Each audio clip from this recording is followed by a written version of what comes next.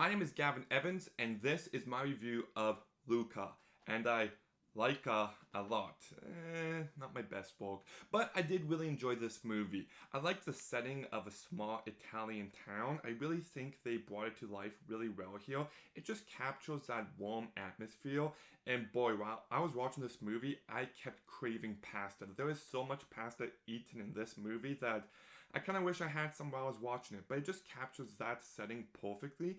And while doing so, it also tells a really heartfelt story. This movie focuses on two boys who become friends, but the catch is they're humans while they're on land, but they're actually sea creatures. So as soon as they touch any bit of water, they become these sea creatures. And I really like that premise. Think of Call Me By Your Name meets Shape of Water, and that's kind of what you get here. A much more kid-friendly version of both of them. There's no fish sex in this kids movie. Anyways, but I do like that premise, and I think they use it to explore the themes of friendship and learning and exploration really well. The main character, you can just tell that he's not happy with this mundane life of his, and he wants to know more and learn more, and how there can be certain things about him that can get in the way of him doing that, but how you shouldn't let that stop you. And I think in that front, it's a really inspiring tale that just made me feel warm inside by the end. It's genuinely heartfelt, especially through the characters and their relationships with each other.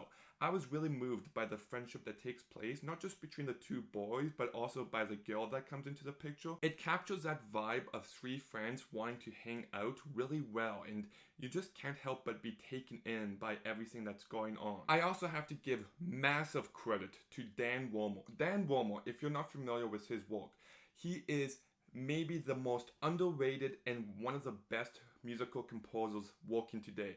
He did the musical score for Beast of the Thousand Wild, which I'm gonna try to put a sample here. Let's see if YouTube lets me. Did they let me do it? I hope so, because that's some great music. And now he also did the music for Wendy, which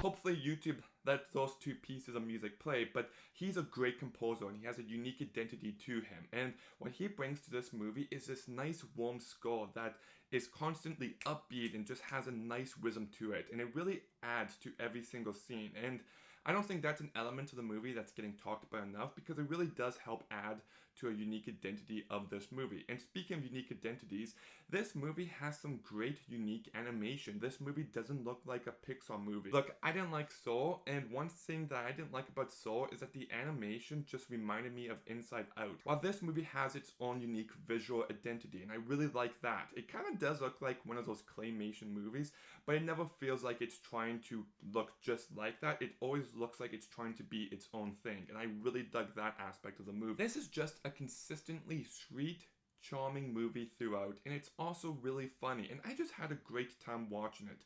I do have some complaints. I don't think the movie began in the best way. I do think it was a little rough to begin with. It could have set up the town and their prejudice against these sea monsters better, and it could have set up the parents' characters a bit better as well. And the movie definitely ends on a very easy note. And I will also say that there's a relationship between a boy and someone else's dad, and they become closer as the movie goes on, and I can definitely see what they were going for there, but I wish the movie touched into it a bit more. And yeah, those are all my complaints. And I know it sounds like a decent number, but the truth is, it didn't. Once the movie got going, it didn't bother me as much. I still think this is a really solid movie. I'm baffled by the reception I see this movie is getting online. I keep seeing people calling it lower tier Pixar, it's mediocre, it's fine, and I just don't agree. I hear them comparing it to a movie like Soul or Inside Out, and Soul and Inside Out might be a bit more ambitious, but like I said, I do not like Soul. I will review it one day, but it is one of the worst Pixar movies. One of my big problems with Soul is that it felt like it was trying too hard to be a Pixar movie, while this movie just feels a lot more natural and a lot more genuine. What people are calling a mid to lower tier Pixar movie, I can't help but think that if Monsters Inc. came out nowadays, people would view it the same way, because Monsters Inc. is a very simple story, but it's filled with such creativity and it has great characters, and that's what really elevates the movie. Yes, there's some bigger, more ambitious ideas there, but really it's a more character-driven movie And I feel like that also applies to this one here. You might not leave this movie with a brand new perspective on life, but I don't think you need to. I just think you need to have a good time, and I think this movie definitely provides that. I had a great time watching it, and I'm gonna go ahead and give it an 8.5 out of 10.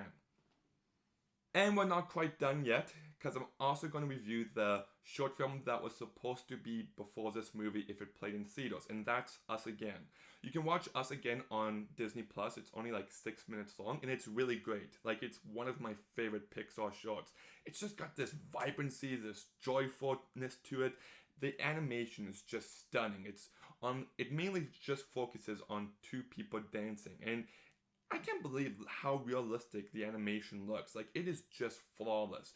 But this movie is also a very thoughtful meditation on old age and youth and life and how things fade over time. But I really think it works in that element too. So I really enjoyed it. So I'm going to go ahead and give Us Again a 9 out of 10.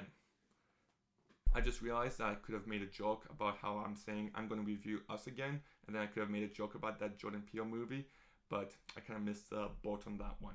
Anyways, did you watch Luca? Did you watch Us Again? What did you think of them?